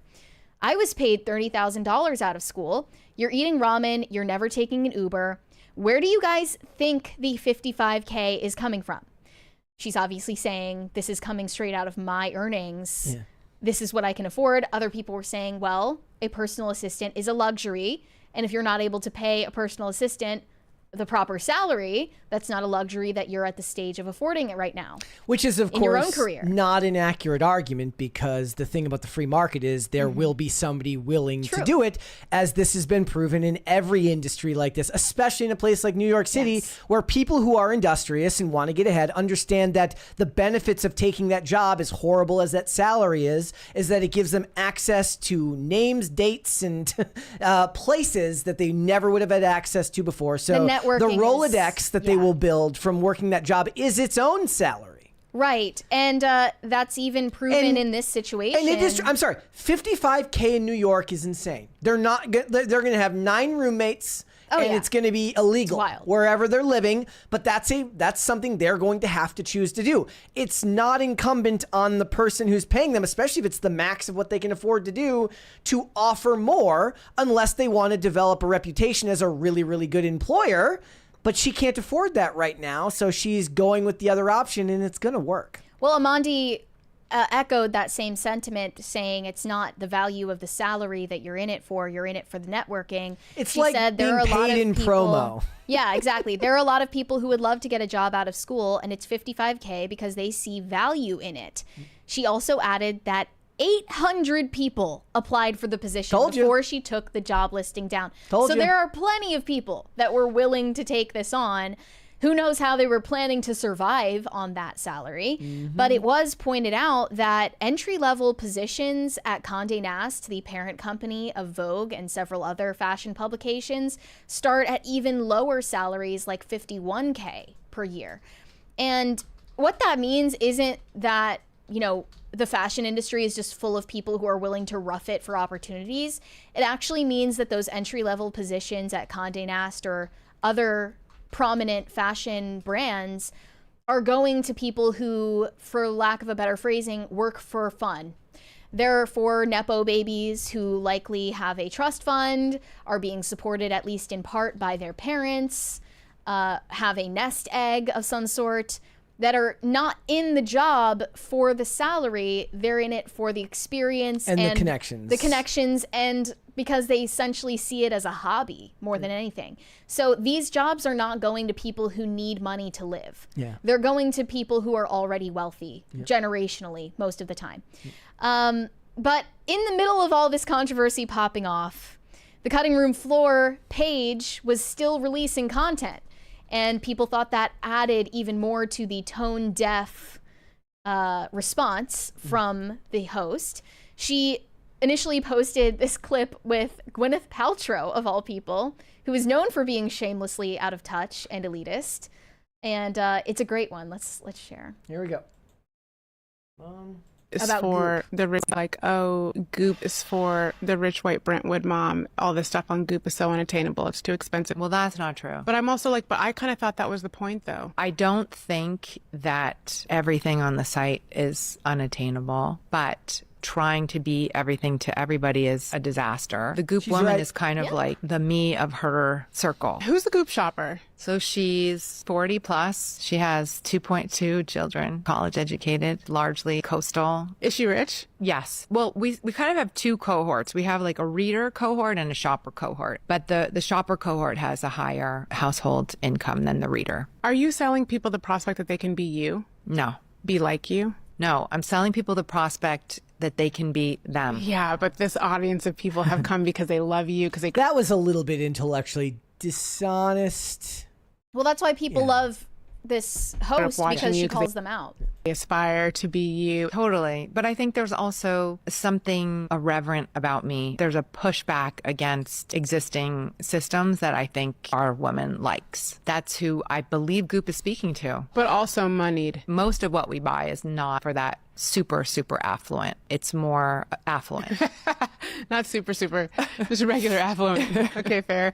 You know, if you can drop a few $100s on a vibrator or a vagina candle, maybe you're not in the upper echelons of power. You're not a billionaire, you're just a millionaire. Yep. In this other clip, she calls out fashion designer Steve Madden for blatantly copying designer brands and selling cheaper versions of their shoes, which is another example of why this podcast is so popular. She's like Z-Way, but less rude. Folks who say that Steve Madden is a knockoff brand. It's like calling the Beatles a knockoff band, because they would take a little bit from Motown and a little bit from Elvis. We designed tons of shoes, but you know, there's been the odd little shoe that I've nicked here and there. I want to play a game. Sure. I'm going to show you some shoes. You tell me if you know who the originator is. All right. So this became a very big trend. Oh, this was great. Hold on, back up. Was to this like, Aaliyah? Aliyah. Aliyah? Good job. It is, Yes. right? Do you think that some of my girls even know who Aliyah is? Yeah, they know the name. Yeah. This is the next one. I know you know this one, Steve. I have made so many of these shoes. Obviously, we know who it is. This is one of the greatest shoes in the world. We changed it a little bit. Who's the originator? It's Hermes. Hermes. Okay, good. 2 for 2. You know. I mean, he's just laughing in he's laughing in a tax bracket that can afford an assistant that makes more than $55K. Right. Well, I did want to... Ironically enough, he'd probably pay the same. I did want to get to the crux of the issue, which is that Gen Z is very confused about the worth of the US dollar. Yes.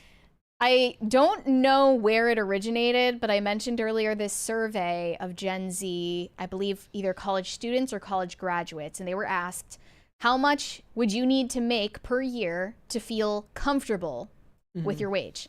Not just that you're able to survive, but that you're comfortable. And they, if I recall correctly, reported they would need to make minimum $300,000 per year salary to feel comfortable in what they were making, which is outrageous. Yes. And everyone pointed that out at the time. But I think it's because they're reacting to the extreme barriers set for entry-level positions, especially for people that are in a mountain of student loan debt and they can't pay it off. They especially cannot pay it off on a salary of $55,000. No. That's impossible. And there's also like a crisis going on in the job market that a lot of people aren't talking about. and it's that a lot of job postings are going up for positions that are not open. A lot of recruiters are using AI to filter people out for applications. You're going to get on the phone with a robot and answer questions for a job that you're probably not even going to get for like an hour. And the job search right now for... It's demoralizing. It is It's unbelievably insane. demoralizing It for is people. insane. And I think that this girl, Recho Amandi, she kind of just became the target or the scapegoat for a lot of resentment that was already brewing amongst Gen Z. It was just perfect timing, right time, right place for everyone to come after her, when in reality she's not culpable for the larger issues at play. Yep. I want to, in the chat on Rumble, DJ Dub says, "Not my loan, not my problem." You are correct. On the fundamental level, you are correct that people have taken out loans that they are now terrified that they're never going to be able to pay back. And it is absolutely not your problem to do so. And student loan debt forgiveness is one of those things that was a very dividing issue for everybody. But the thing is it's feeding into a larger issue in this country, which is the gap between what people view as an attainable future. And if the system keeps going at the rate that it's going, you're not going to get like a free market revolution. You're going to get a communist revolution, because the youth are going to turn to the government to solve their problems. You looked at just how many people were excited about the idea of student loan debt forgiveness, not understanding the idea that they and their parents and everybody else who's a net payer in to the tax system was going to be paying for it. And eventually it's going to brew enough resentment amongst Gen Z and then Gen Alpha and beyond that there's no future. Like you said, they can't even find a job. They're talking to robots who are wasting their time to find a starter job at $55K that will not pay back their loans.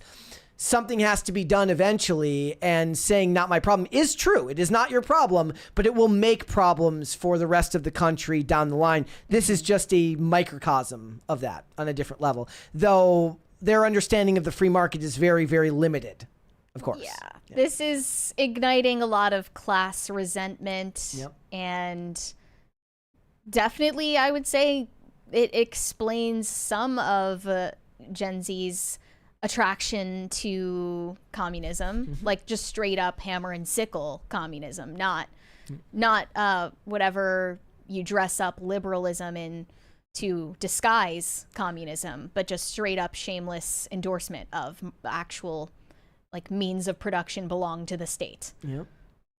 Because they're in between a rock and a hard place. And then when conversations like this arise, what they hear from millennials, a lot of millennials at least, not the younger millennials, but older millennials and Gen Xers and boomers is, well, when I started out, I was getting paid in bubblegum wrappers and I had to go in to the place of business. I gave a firm handshake. They still believe that's how you smile, and my resume was printed out on nice paper. Yeah, they still believe that that's how you get a job. And that is even true for older millennials, even in New York City, who started out working at like low-level jobs in something like the fashion industry. They're like, I was fetching coffee for Anna Wintour. Well, I mean, the joke for is always $11 an hour. It's like they started out in the mailroom. And I lived in Brooklyn with one roommate. And if you can't rough it like I did, well, your generation is just not made of tough stuff like mine was.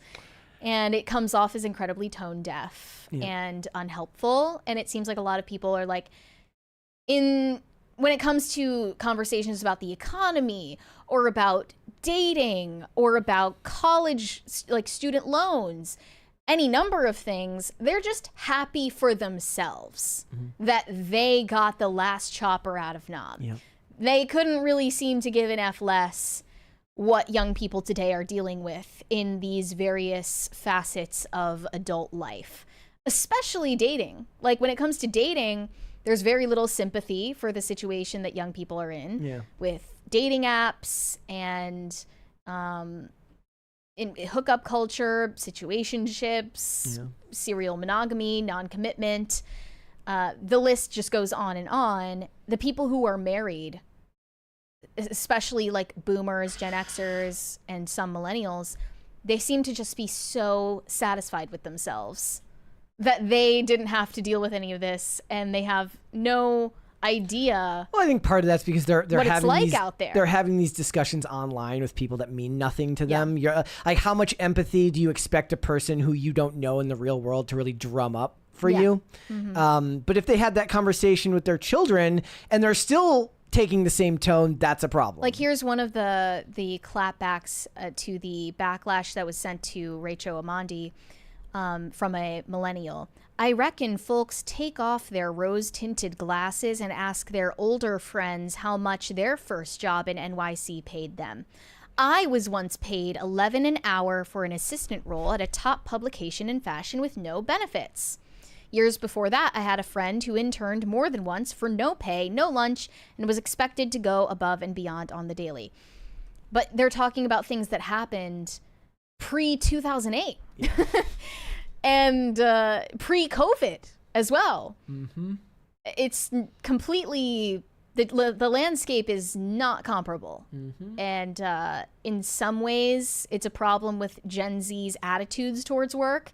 And in other ways, it's completely beyond their control. Gen Z isn't doing themselves any favors. And I know that people who work in recruiting, people in HR, have had to interview Gen Z for jobs and have noticed that they are relying on AI for their resumes. They have very little attention span. Like they've probably been on drugs for various diagnoses, anxiety, ADHD since childhood. Their brains are fried.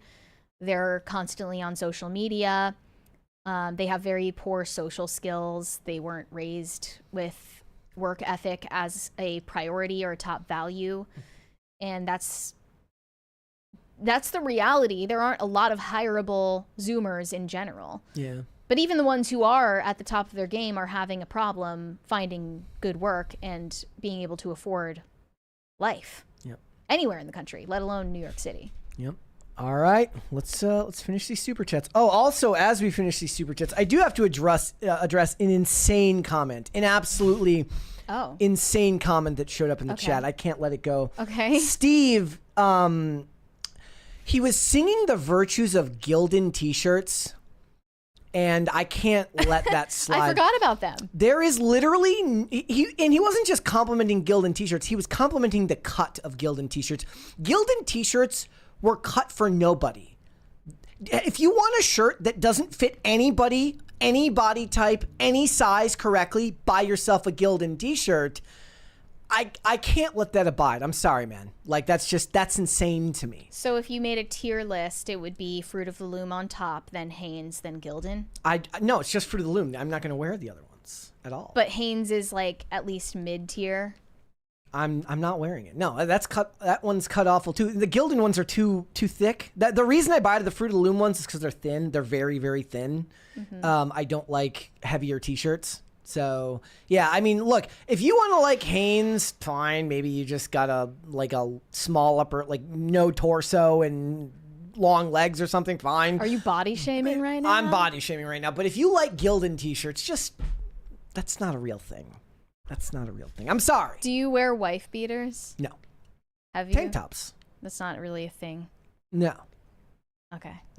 Pop Culture Junkie said, be aware that the Mandalorian trailer may be a bit underwhelming since many of the more spectacular shots are being worked on by ILM as we speak. What is ILM? Industrial Lights and Magic. What is that? Can you read the super chat again? I'm sorry, I lost it. He's saying that some of the more spectacular shots from the Mandalorian movie are being worked on by ILM. Yeah, that's Industrial Lights and Magic. That was Lucasfilm. It's like a post-production company that's under the Lucasfilm banner that works for that is doing the CGI and the effects. I feel like they should finish the movie before they put the trailer out. I mean, that's not how it works. Right. It's never worked that way. That's never the case. The movie's already... Shot, yes. Finished, no. I'm sure it's still in... It doesn't come out until, May or spring. All right. I mean, I don't know if people... And it's coming out in theaters. Yes. Not on Disney+. Not on Disney+. Okay. Yeah, it's probably going to flop, if I had to guess. Also, Pedro Pascal's face isn't even in it, right? Well, I mean, that's the whole point, right? I know that's people the actually point, get but- annoyed at the fact that he's like, that he wants to reveal his face so much. Well, I know, but it's also like he isn't in the movie. It's just voice acting, right? Yeah, and he barely hear. I don't know if I even heard him in the trailer. I heard Grogu. I don't know if I even remember hearing Pedro. Yeah. Corn Pop said, "You find love, how much money is me?" I don't know what that means. That doesn't make any sense. I think I'm having a stroke. Pop Culture Junkie says we missed his $20 super chat. We got you one earlier. Did you send another? The one about Kimmel? It says, if Kimmel actually issues an apology, is it going to be enough to keep Nexstar and Sinclair happy? Neither group own many large markets, but non-carriage on all those stations does make a dent in the show's national reach. I mean, I'm guessing that they've already looped Nexstar and Sinclair into the decision to bring him back. Yeah. So, and remember, was it Nexstar that was going to host the Charlie Kirk tribute, and they moved it? I believe it was Sinclair. It was right? Sinclair, and they moved it from television to YouTube. Yeah. Yeah. So he's going back in his time slot, I'm guessing. Yeah, I think they're already on board with the decision to bring him back because I don't think it was politically motivated in the first place. Leisha said, "Let's see the Man Show come back. Then we can see who's really a free speech warrior. This will blow over in a week and his ratings will drop again." Yeah, I mean, Colbert saw a bit of a bump for a while. I don't know if that's still going on, but, you know. I think they should bury the hatchet and bring back the Man Show. Except the entire thing is just Adam Carolla bullying Jimmy Kimmel. That's a great idea. I really wish that could be a reality. Shane H. Wilder said, "When I was in Charlestown, I had to deal with protesters while walking back to the hotel after Mass. I'm like, don't you got something better to do?"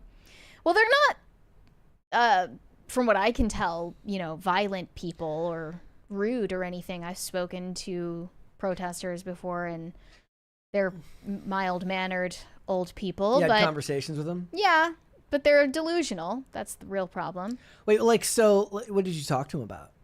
I was just like, hey, what's this all about? Like, what are you protesting? Like, I just wanted to act like I don't pay attention to politics. And, they said every talking point that you would expect them to say. It wasn't. They said democracy 50 times. And there was one person who appeared to be in her 20s, but the rest of them were retirees, from what I could guess. They love it. MSNBC on repeat. Mm-hmm. Thank you for the second party today. Oh, 2. Thank you, guys.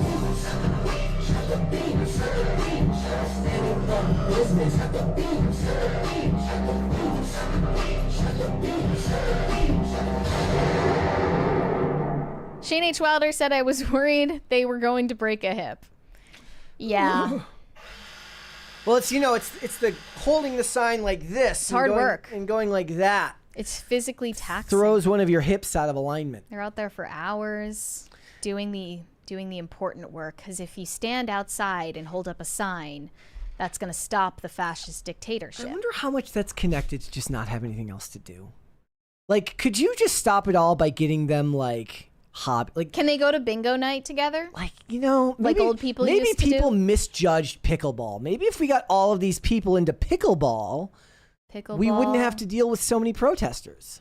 Or they could, go become addicted to gambling. That could be a solution. It's my other favorite meme template on Instagram. Anything to do with gambling. 90% of gambling addicts quit right before they hit a jackpot. No control. No, it's like me and my friend betting on whether a man or a woman answers the phone on the gambling hotline. That's a good one. No Control said, "I bet Jimmy does a sarcastic, mocking apology." I'm sure. I don't know. Are they going to let him do that? I am assuming. There's no way he doesn't just not address it. Well, he has to, yeah. But I'm guessing that they have oversight over the monologue that he goes with tomorrow. What do you mean they? Like Disney? Yeah. I mean, maybe. Like That they will give it the green light. Likely he wrote something until they were happy with it, and then they came to, or not he wrote it, but his cadre of writers wrote it, and then they And it found doesn't something- matter if it's funny because Jimmy Kimmel doesn't care about. Because they're there being for funny. clapter, not laughter. Yeah. And I will again say, like, credit to Jimmy Fallon. He at least tried to make some jokes about it.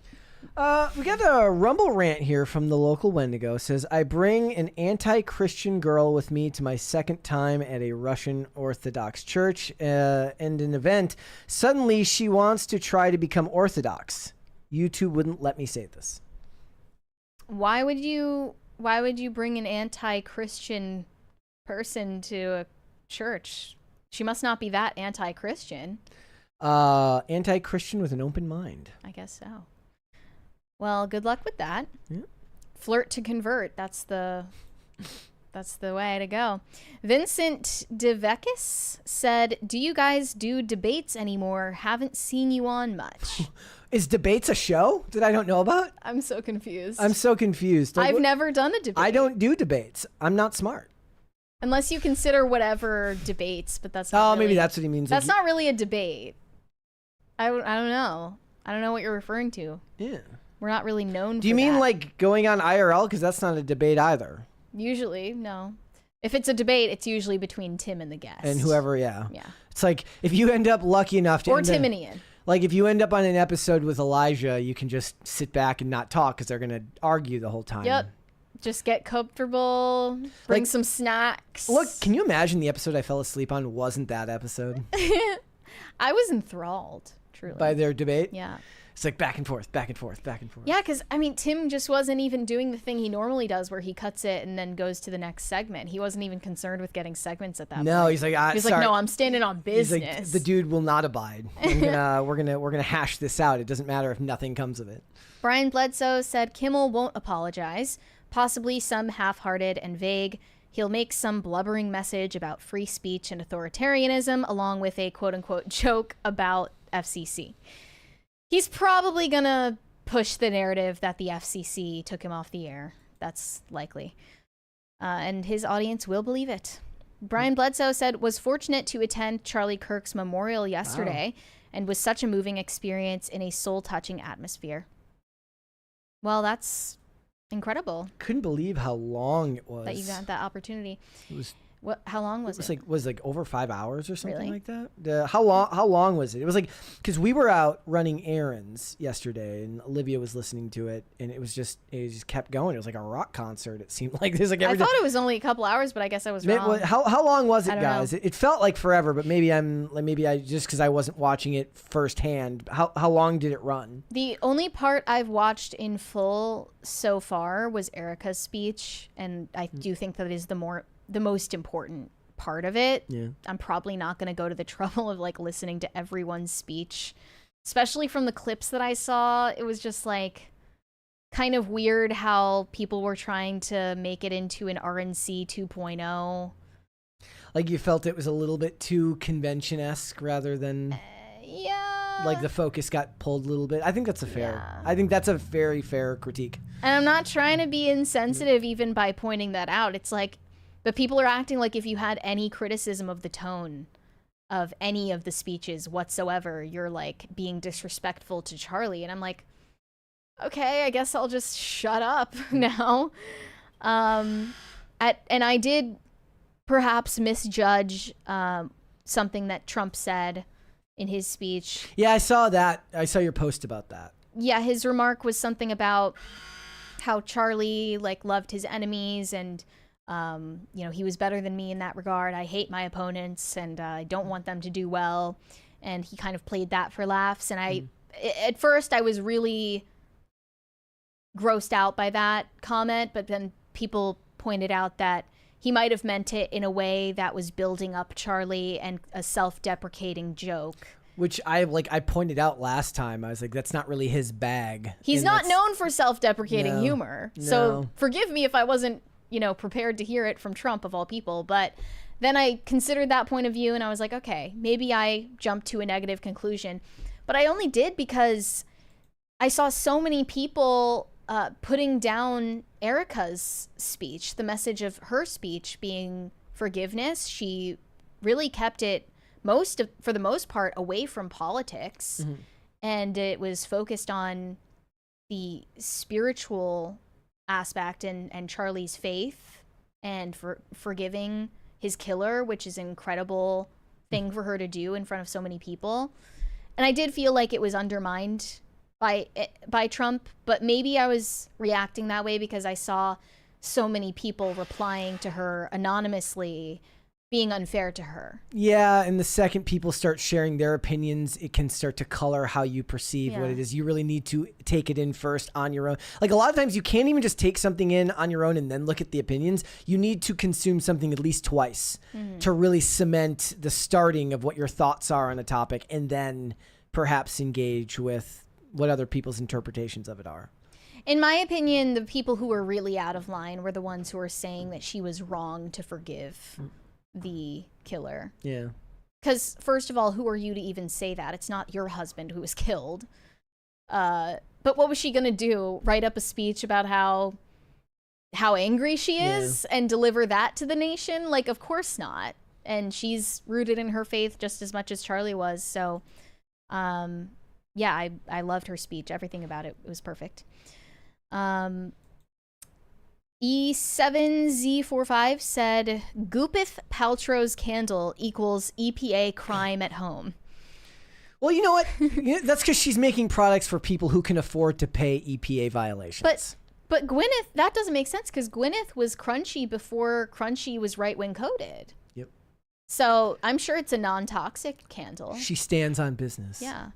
Cesario JPN said Guar has done political satire in their performances for years. Unlike two certain creators, they've done effigies of Kamala and Obama along with Trump.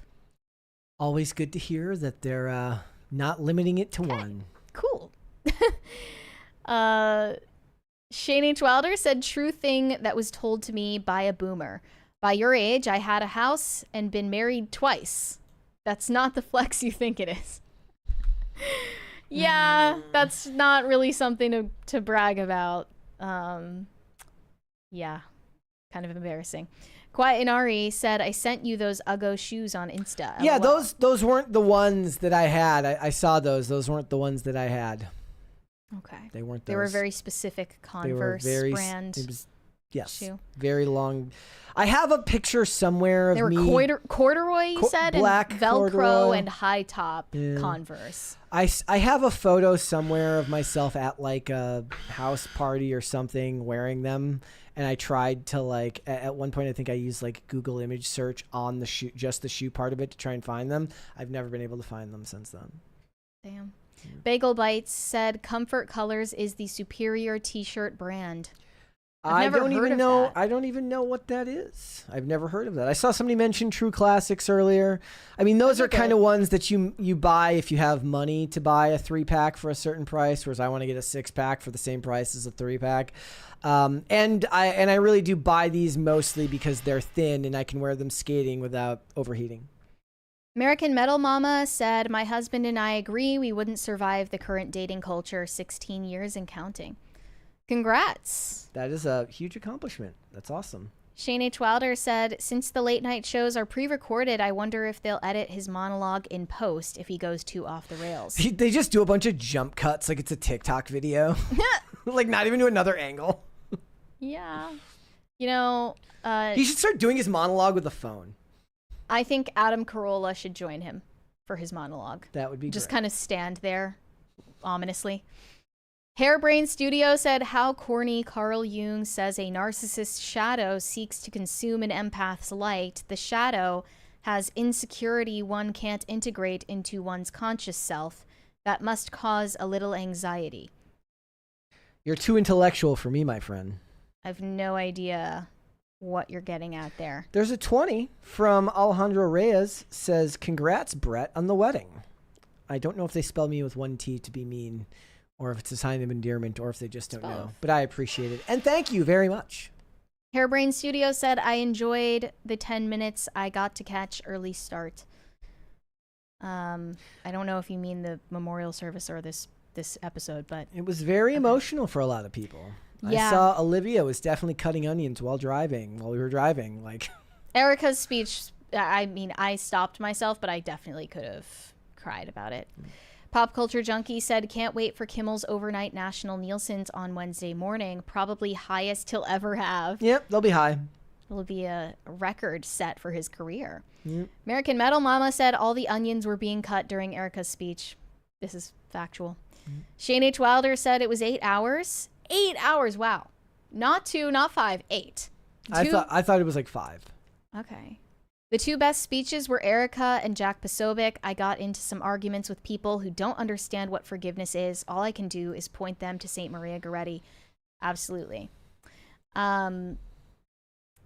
It was frustrating to not explain further on that and get into a back and forth with people. They think that forgiveness is somehow at odds with justice, and that's not true. And they also seem to think that when we're talking about forgiving transgressions, that puts someone in good standing with God. Mm-hmm. When we forgive people, that doesn't confer grace onto them. It confers grace onto us who are forgiving because it was done for us. But I digress. No Control said forgiveness doesn't mean free from justice. Forgiveness is to unburden the victim. We must still have justice to maintain order. But that's okay. I forgive you, Jimmy Kimmel. I don't mean to nitpick, but it's actually not to unburden the criminal. It's to unburden the victim, as you said. It's that if you don't forgive, there's a mark on your soul for not having forgiven what was done to you. And in this life, we're never going to know what we've done to others. Like, someone that you hurt can explain it to you as many ways as possible, and you'll never understand how you hurt them. And the ripple effects of everything that you've done wrong in your life, you're never going to understand how much pain you've caused. And it's a debt that cannot be repaid. And only once you die will you understand what you've done. And that you, just like everyone else, are guilty and deserve to be condemned, but you won't be. That's the message of the gospel. And I saw so many people not misunderstanding it, but in some cases fully understanding and rejecting it yesterday, which was really hard for me to watch and not, respond to. Hairbrain Studio said, laugh myself to sleep to the toil of the peons. Hairbrain Studio is not a name I've seen before. So I've seen that username recently. Okay, well, welcome to the show. But hi. we welcome to the show. We appreciate it. Yeah, it was there was such a long event, but it showed you the impact. And we had I had something pulled up earlier about the collective reach of all the viewership for it, and a lot of people were moved by Charlie's work and everything that he'd had to say on the culture, and it was unbelievable to see that. And I don't know if I don't think I hope we never have to see something like this again in our lifetime. What has transpired, whatever the outcome may be. I pray that we don't ever see something like this again. But it's certainly been. I had a friend who was telling me recently. Now, he's not an overtly political person.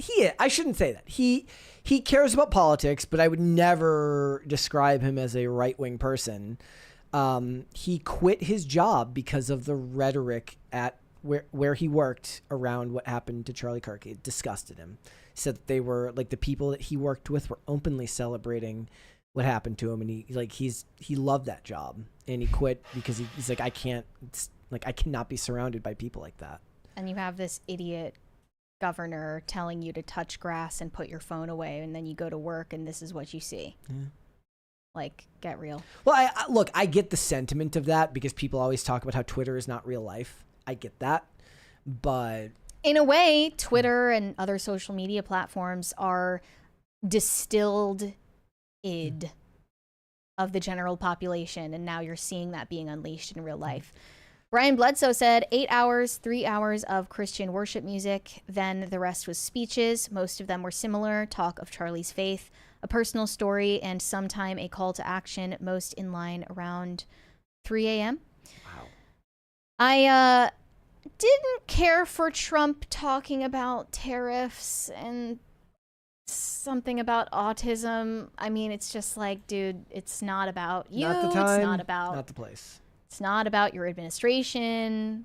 Yeah. And I'd also appreciate more the sentiment of, oh, I hate my opponents and I don't want them to do well. If it actually were backed up with real punitive justice enacted by the federal government in response to this tragedy. But I don't see that happening. Yeah. At least not so far. I will say, however, though, I did go to church over the like a couple months ago before the wedding at the church where Olivia's family worships, and I kind of got down with the music. I was kind of like, okay. Could never be me. I was like, it was the Jay-Z gif. You're like, yeah. Okay. I'm not into the worship music personally. Shane H. Wilder said I know it was so long is because it started while I was in 10 a.m. mass and was still going when I left 6 p.m. Vespers. Agree with what you said. I commented Matthew 6:14 through 15 on your post on forgiveness. Pop Culture Junkie said, bet Kimmel monologue already lawyered and approved. Oh, yeah. Absolutely. 110%. Unless he pulls some crazy shit in the moment and gets like censored on air, which would be entertaining, but likely the 5-second delay. It's already been greenlit by the higher ups. Well, and that wouldn't even happen because it's not live. It's pre-recorded, so it wouldn't be. Oh, it's not live? No. It's called Jimmy Kimmel Live. They film it earlier in the day. I thought that it was on a delay. It's not live. Okay. No, it's not live. Lame.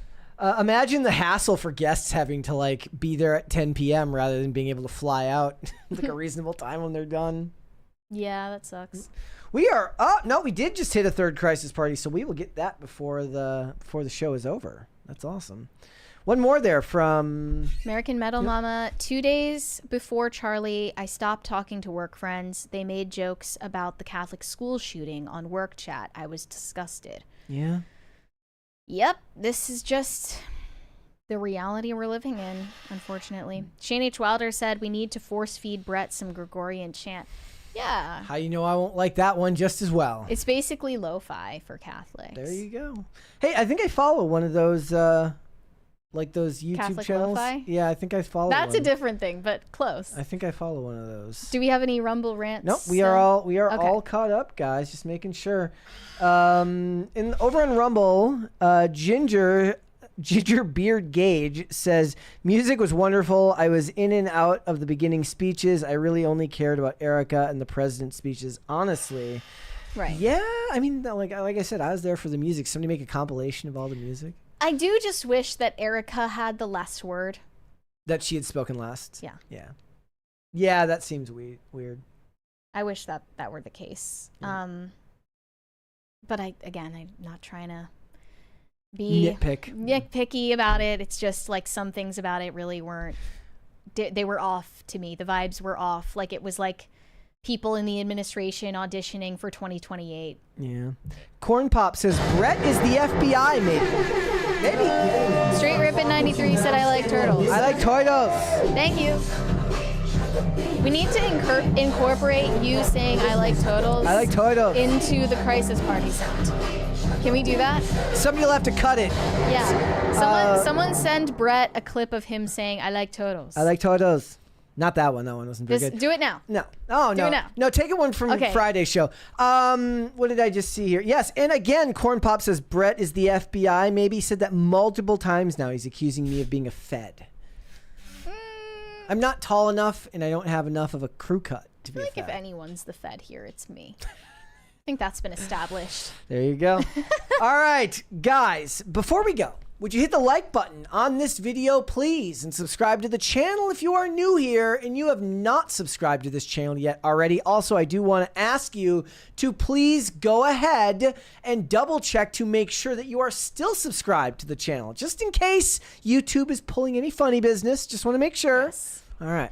You guys can send me validation on Instagram at Mary Archived, or you can send me hate on X. That is also Mary Archived, and help me get TikTok famous. That is also Mary Archived. Perfect. If you guys want to follow me, I am on Instagram and X at Brett Dasovic on both of those platforms. This show is here 5 days a week, Monday through Friday, 3 p.m. Eastern Standard Time, which is, of course, noon Pacific. We are on Amazon Music, Apple Podcasts, Pandora, and Spotify. If you would like to listen rather than just watch this show, you can rate and review on Apple Podcasts and on Spotify. If you want to follow us on social media, we are on Twix at popculture_show, Facebook at Pop Culture Crisis, Instagram at Pop Culture Crisis Pod. Guys, we will be back. Oh, we got one more there. Shane H. Wilder, I got you, Brett. I'll DM it to you. Perfect. We'll incorporate that into the next Crisis sound. Appreciate you. With that being said, ladies and gentlemen, we'll be back with another episode tomorrow. We'll see you then. Bye. Bye, everybody.